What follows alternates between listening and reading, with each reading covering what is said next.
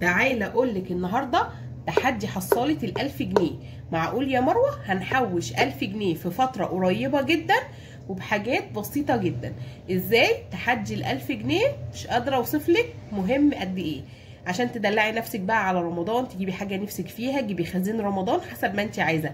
اسمه تحدي ال1000 جنيه. يلا نبدا ونصلي على الرسول. اللهم صل وسلم وبارك عليك يا حبيبي يا شفيعي يا رسول الله. وتعالوا نبدا الفيديو بتاعنا النهارده تحدي حصاله ال1000 جنيه. السلام عليكم ورحمة الله وبركاته. عاملين ايه؟ يا رب كلكم تكونوا بخير. النهارده فيديو جديد على قناتي دي، قناة ام يوسف. يا رب تكون عجباكم. والنهارده ان شاء الله هقدم لكم فكرة حلوة جدا، فكرة حصالة ال1000 جنيه. يعني ايه يا ام يوسف تحدي ال1000 جنيه؟ تحدي ال1000 جنيه عايزين نحوش 1000 جنيه في فترة قريبة جدا، في فترة قريبة جدا. طب هنعمل ايه؟ تعالى اقولك بقى. لو انت ما عندكيش الحصالة بتاعه تحدي ال1000 جنيه دي يا بنات، تعالى اقولك تعملي ايه. هتجيبي برطمان او علبة مثلا بلاستيك، وتكتبي عليها 10 5 10 20 50 30 60 30 زي ما انتوا شايفين كده. اعملي سكرين شوت كده بالحصالة، وكل ما يبقى معاكي 10 جنيه تعملي العلامه وتحطي، كل ما يبقى معاكي 5 جنيه تحطي، كل ما يبقى معاكي 30 جنيه تعملي علامه وتحطيها. هتيجي في الاخر هتلاقي لو جمعتي ده كله هتلاقي في الاخر هو تحدي ال1000 جنيه، هتلاقي معاكي 1000 جنيه. طيب يا ام يوسف، هو دي الفكره دي حلوه؟ حلوه جدا، وهتشجعك جدا ان انت تحوشي ال1000 جنيه في فتره قريبه. ال10 جنيه اللي انت بتستهوني بيها، وال20 جنيه اللي انت بتستهوني بيها، وال100 جنيه اللي انت بتستهوني بيها اهي تحطيها في 40 جنيه. لو اتبقى نزلتي السوق واتبقى 40 جنيه تحطيهم، 30 جنيه اتبقوا منك تحطيهم، 10 جنيه تتبقي منك تحطيها، 50 جنيه اتبقت منك تحطيها، 20 جنيه، حتى ال5 جنيه تحطيها. يعني كل ده هينفعك. 100 جنيه في اول الشهر كده روح حطاها ورميها فيها. الحاجات دي كلها هتيجي في الاخر تجمعيهم تلاقيهم 1000 جنيه. كل ما تعلمي علامه عليها تلاقيها 1000 جنيه. الله يا ام يوسف، ده فكره حلوه، فكره حلوه جدا. لو عرفتي تجيبي الحصاله دي بتتباع في اي محل. انا كنت جايباها اونلاين بصراحه، وبحوش فيها وبطلع من هنا ابص الاقي معايا 1000 جنيه، الاقي معايا 1000 جنيه. فالحمد لله فكرتها حلوه جدا وكنت حباها. وفي كمان تحدي ال500 جنيه وفي تحدي ال300 جنيه. بس الفكره دي كانت حلوه جدا جدا، حوشتي منها 1000 جنيه والله العظيم. دول من تحويشي اهو، بصوا 300 400 500 600 700 800 900 1000. انا بحوش بقالي شهرين. ادي 1000 وادي 1400 1600 جنيه، فاضل لي 400 جنيه. عشان كده هكون حوشت في الشهرين ال2000 جنيه. معقول يا ام يوسف؟ معقول والله العظيم. لو حطيتي حاجه في دماغك لا تعمليها. طب احوش يا ام يوسف ازاي بقى ال1000 جنيه ده؟ تعالي بقى اقول لك تحوشي ازاي وتدبري ازاي. في الفيديو ده هقول لك. بصي بقى، انا نزلت السوق اشتريت شويه خضار، وكنت ناصحه كده ونزلت اخر النهار واتبقى معايا 20 جنيه وانا راجعه، ولا 50 جنيه، اروح جايبه كده او 30 جنيه او 20 جنيه واروح معلمه واروح حاطه في الحصاله. رحت اشتري رز ومكرونه وبتاع واتبقى معايا 50 جنيه اروح حطاها. قلت لجوزي معلش كده اديني 10 جنيه ولا 20 جنيه اجيب للولاد مش عارفه ايه، وراح مديكي واتبقى منك 5 جنيه ورحتي حطاها. كل دوت تحطي. خليكي ست شاطره ومدبره وازاي تعرفي تحطي الفلوس. طول ما انت حاطه هدف قدامك ان انت عايزه تحوشي 1000 جنيه في الفتره اللي جايه دي، هتحوشي ال1000 جنيه. مش حاطه هدف قدامك مش هتعملي حاجه. وطرق كتير قوي انا قلت لكم للتحويش، طرق كتير جدا. احوش من الاكل. هقول لك بقى حاجات تجيبي منها ال1000 جنيه كمان. تعالي بقى، بس قبل اي حاجه بقى تحتها 100 خط كده، بس صلوا على الرسول الاول كده. اللهم صل وسلم وبارك عليك يا حبيبي يا شفيعي يا رسول الله. بصوا بقى يا بنات، اي حاجه بلاستيك عندك ما ترميهاش. يعني ايه يا ام يوسف؟ يعني انا دلوقتي جبنا ازايز بيبس ما ترميهاش، لميهم في شنطه كده وانزلي تبيعيهم، او خلي ابنك لو انت هتتكسفي خلي ابنك ينزل يبيعهم. العيش الناشف ما ترموهوش في الزباله، جمعي جمعي جمعي جمعي جمعي وحطيه وبيعيه. انتوا متخيلين؟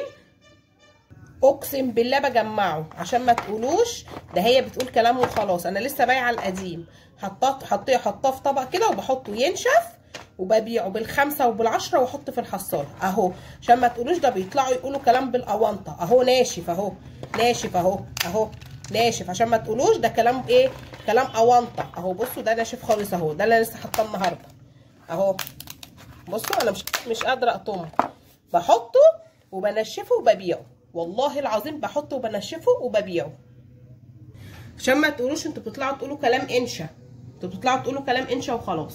انا بحوش العيش الناشف بحوش الازاز، هوريكم الازاز اللي انا محوشاها برضه اهو. بصوا الازايز اهي، الازايز ازازه الزيت، الازايز البلاستيك. بصوا يا بنات اهو، كل ده انا بحوش. ازايز البيبس بعملها شنطه كده وبحطها زي ما انتوا شايفين معايا كده وببيعها. عشان ما تقولوش انتوا بتطلعوا تقولوا كلام انشا، انتوا بتطلعوا تقولوا كلام انشا. وريتكم العيش الناشف اللي بحوشه، وريتكم الازايز البلاستيك وازايز الزيت ما برميهاش وببيعها وبحوشها. كل دوت انا بحوشه عشان احوش واتحدى ويبقى معايا فلوس. شفتوا بعينكم انا بحط الحاجه عشان ما تقولوش ده كلام انشا. بعين الازايز، بعين الكنزات لو جبنا كنز، بعين العيش الناشف، كل ده ببيعه واحط، ببيعه واحط، ببيعه واحط، ويبقى معايا مبلغ محترم ينفعني بعد كده.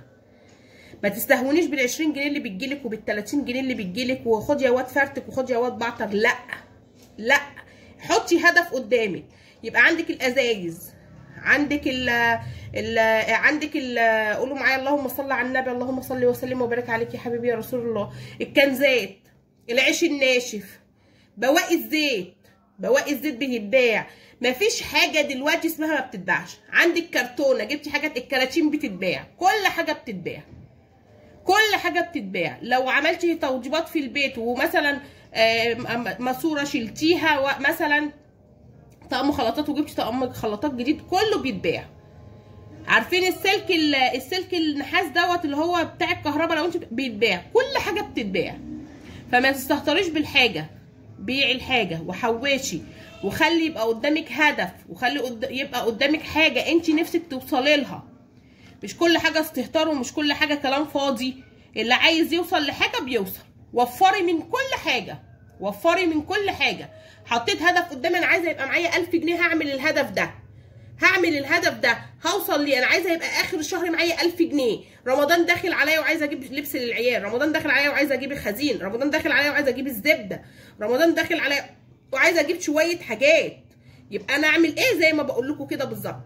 هقول لكم كمان تعملي ايه في السمنه البلدي، فكره ب1,000,000 جنيه. هوريكم بعينيكم دلوقتي انا بعمل ايه. بصوا بقى يا بنات، انا دلوقتي اشتريت كيلو سمنه، كيلو زبده، كيلو زبده بلدي، سيحته. بصوا بقى الشطاره بقى والنصاحه بقى، ركزي معايا. سيحته ورحت حاطاه في البرطمان ده زبده بلدي صافي، زبده بلدي صافي. سيحتها وعملت اهو يا رب تكون بس الكاميرا جايبه لكم الحاجه زي ما انتم شايفينها. دي سمنه بلدي صافي، زبده بيضه. طيب انا لقيت المرطه اللي مركونه في الارض، القعريه بتاعه السمنه مركونه فيها الزبده، حبه مرطه كده محطوطين فيها. رحت بعته جايبه ايه؟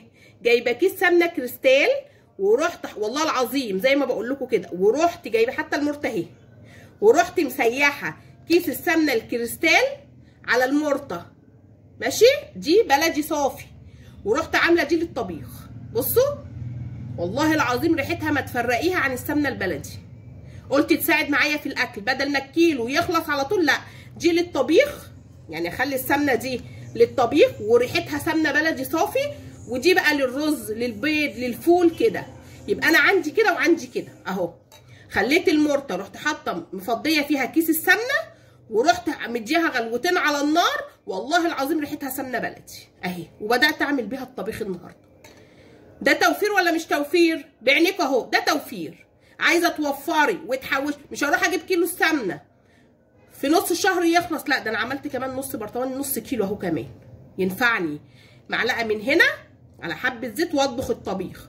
السمنه البلدي معلقه على حبه زيت، واعمل حبه الرز، يكفوني شهر وزياده كمان، يكفوني شهر وزياده. يبقى الست الشاطره الواعيه اللي بتحافظ على بيتها وبتعرف تحوش وبتعرف تدبر، عملتي اهو كيلو ونص سمنه، كانك عندك كيلو ونص سمنه بلدي، ووفرتي وحوشتي، وفرتي وحوشتي. مش ههدر وايه، نص معلقه كده على حبه زيت وحته دهنه كده مع الطبيخ.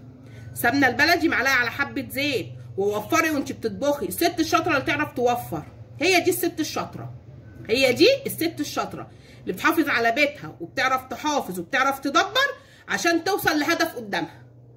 فيا رب يا رب يا رب انا الفيديوهات اللي جايه كلها تبقى عملي. انا بعمل ايه؟ وريتكم العيش بشيله، ازايز الزيت بشيلها، كنزات لو انا في فرح اقسم بالله يوسف ابني بيلمهم. ده مش عيب، ده مش عيب.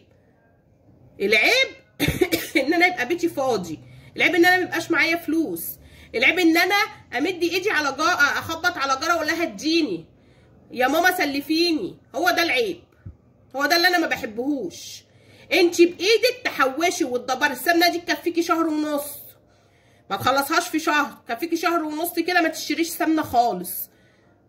يا رب يكون الفيديو عجبكم. الفيديوهات اللي جايه بعد دي والله العظيم هعمل لكم حاجات عمليه، هشيل الحاجه دي واجي لكم تاني. فانا بوريكم حاجات عمليه عشان تعرفي تحوشي ويبقى معاكي فلوس وتجيبي سبيكه ذهب وتجيبي حاجه ذهب وتبقي ست بيت شاطره. ما تديش ايدك لحد، امشي ورايا والله العظيم، امشي ورايا. فيا رب يكون الفيديو عجبكم وتكوني استفدتي بيه ولو بحاجه بسيطه جدا. يا رب يا رب يكون الفيديو عجبكم. هسيبكم في رعايه الله على قناه ام يوسف. شجعيني وادعميني ويا رب كده القناه تكبر بيكم ان شاء الله باذن الله. هسيبكم في رعايه الله، مع الف سلامه.